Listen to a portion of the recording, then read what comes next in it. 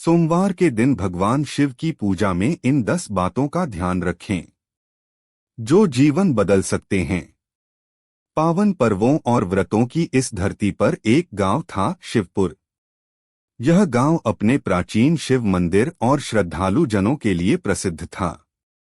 यहाँ के लोग हर सोमवार को उपवास रखते, शिवलिंग पर जल चढ़ाते और नमः शिवाय का जाप करते। परंतु आज की कथा उस एक स्त्री की है जिसने सोमवार की पूजा को केवल एक परंपरा नहीं बल्कि भगवान शिव से आत्मिक जुड़ाव का माध्यम बना लिया। उस स्त्री का नाम था मालती। एक सामान्य परिवार की बहू, माँ, पत्नी और बहन, हर भूमिका में समर्पित। पर भीतर से वह जीवन के संघर्षों से थकी हुई थी। उसका पति रमेश बेरोजगार था, बेटा बीमार और घर की स्थिति दयनीय। कभी कभी भोजन के लाले पड़ जाते।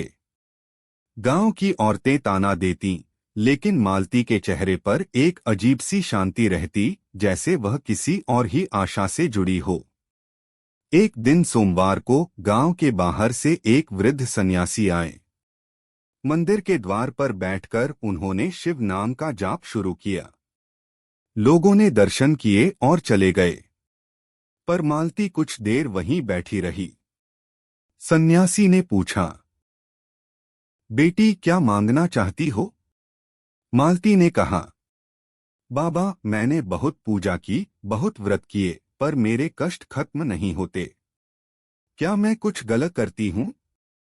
सन्यासी मुस्कुराए।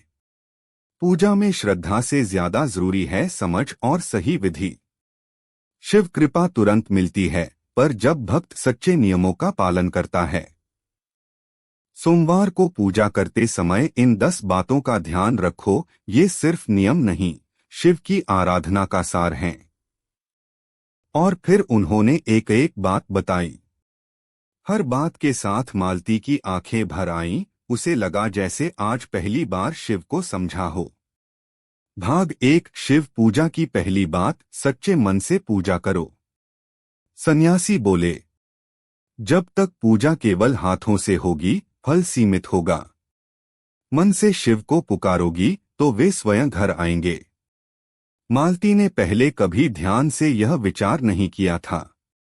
अगले सोमवार वह सुबह 4 बजे उठी। स्नान कर एक शांत कोना चुना। आंखें मूंद कर केवल शिव का ध्यान किया। वह रोई, गिड़गिड़ाई नहीं, बस शिव से एक माँ की तरह बात की। उसे अनुभव हुआ जैसे कोई अदृश्य शक्ति उसके पास बैठी हो। भाग 2, दूसरी बात, शिवलिंग पर कभी हल्दी न चढ़ाए। सन्यासी ने बताया कि शिवलिंग पर हल्दी चढ़ाना निषेध है, क्योंकि यह विष्णु पूजा का अंग है। शिव को केवल शीतल पदार्थ प्रिय हैं। मालती ने भी पहले अज्ञानता में हल्दी चढ़ाई थी, पर अब उसने शुद्ध जल, बेलपत्र और दूध से शिव को स्नान कराया। हर बार वह कहती, हे भोलेनाथ, अब मैं जानती हूँ आप क्या चाहते हैं। भाग 3, तीसरी बात, शिव पूजा से पहले मन और तन की शुद्धि जरूरी। सन्यासी ने समझाया, किसी से द्वेष रखकर, किसी का दिल दुखाकर पूजा की जाए तो वो आराधना नहीं होती, केवल दिखावा होता है।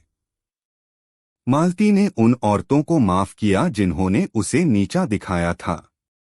उसने घरवालों से प्रेम से बात करना शुरू किया, भले वे चिड़चिड़े हों। धीरे धीरे माहौल बदला, जैसे शिव उसकी परीक्षा ले रहे हों। भाग 4, चौथी बात, बेलपत्र चढ़ाते समय इन मंत्रों का उच्चारण। सन्यासी ने मंत्र बताया, नमः शिवाय, बिल्वपत्रं समर्पयामि। उन्होंने बताया कि बेलपत्र त्रिनेत्र, त्रिगुण और त्रिलोक के प्रतीक हैं। 3 पत्तियों वाले बेलपत्र को शुद्ध कर उसके नीचे का भाग शिवलिंग पर चढ़ाया जाना चाहिए। अब मालती बेलपत्र खुद चुनकर लाती, शुद्ध करती और हर पत्ती पर नमः शिवाय बोलती। भाग 5, पांचवी बात, नीले फूल शिव को न चढ़ाए। मालती को नहीं पता था कि शिव को नीले फूल पसंद नहीं। बाबा ने समझाया कि ये शनि से संबंधित होते हैं। शिव को कनेर, धतूरा, आक का फूल प्रिय है। अब वह फूलों को खुद चुनकर लाती और हर फूल में अपने दुख समर्पित कर देती, जैसे वह फूल नहीं, उसकी प्रार्थना हो। भाग 6 छठी बात, शिव को प्रसन्न करने के लिए सच्चा व्रत। सन्यासी ने कहा, व्रत का अर्थ केवल अन्न त्याग नहीं, विकारों का त्याग है, क्रोध, लोभ, घृणा। मालती ने इस बार सोमवार को उपवास तो किया ही, साथ ही पूरे दिन चुप रही, केवल शिव नाम का स्मरण करती रही। घरवाले हैरान थे कि वह अब कम बोलती है, पर उसकी आंखों में कोई गहराई आ गई थी। भाग 7 सातवीं बात, दूध, जल और शहद से अभिषेक। बाबा ने बताया, दूध देता है शांति, जल देता है शुद्धि और शहद से मन मीठा होता है। इन तीनों से शिव का अभिषेक करना विशेष फलदायक है। अब मालती एक लोटे में यह तीनों भरकर अभिषेक करती और कहती, मेरे मन की कटुता कृपया इस जल के साथ धो दो प्रभु। भाग 8 आठवीं बात, शिव को एक मुखी रुद्राक्ष समर्पित करना। सन्यासी बोले, रुद्राक्ष शिव के आंसू से जन्मा है। एक मुखी रुद्राक्ष समर्पित करने से शिव की विशेष कृपा मिलती है।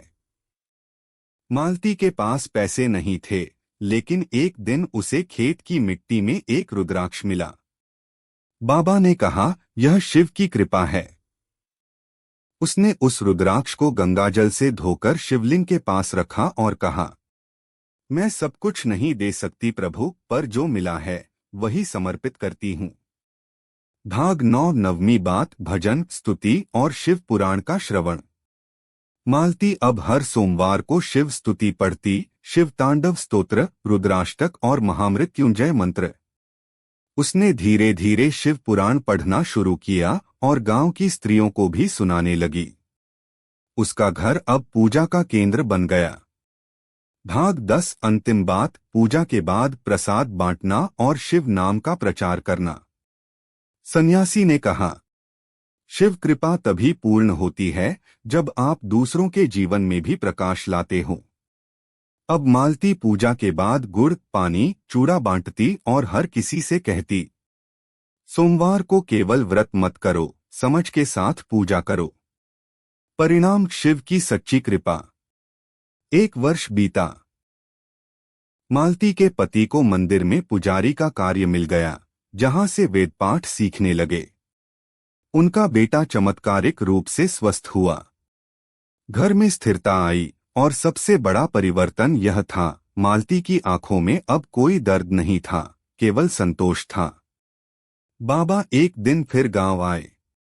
मालती ने उनके चरणों में सिर झुकाया और पूछा, क्या अब शिव मुझसे प्रसन्न हैं? सन्यासी बोले, शिव वहां रहते हैं जहां एक स्त्री श्रद्धा से बेलपत्र रखे और मन से उनका नाम ले। अब तेरे भीतर शिव हैं। तू स्वयं शक्ति बन गई है। मालती की आंखों से आंसू बह निकले। अब वो केवल एक स्त्री नहीं थी, वो थी शिव की उपासिका, जिसने सच्चे नियमों के साथ शिव को पाया। अंत में मालती का संदेश, सोमवार को शिव की पूजा करो, लेकिन केवल परंपरा के लिए नहीं, नियमों के साथ, मन की शुद्धि के साथ और श्रद्धा के साथ। तब देखना, भगवान शिव स्वयं तुम्हारे जीवन का हर अंधेरा हर लेंगे। अगर आप शिव जी के सच्चे भक्त हैं तो चैनल को सब्सक्राइब करो और वीडियो को लाइक करके कमेंट में हर हर महादेव लिख दीजिए।